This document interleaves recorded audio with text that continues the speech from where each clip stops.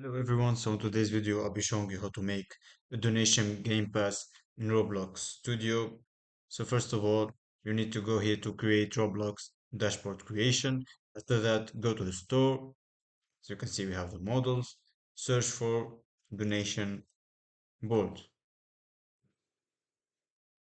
After that, we will choose the most used one here. We can try it and then click on get model. Then let's open Roblox Studio with our account. We make sure that go here.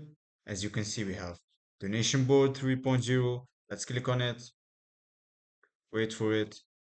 And as you can see, we have a donation board here already done it. We have rigs. Let's we can look for it. Yes, it's here. We can here thumbnail camera. You can change the thumbnail of this one. You have rigs top one, top two, top three. You can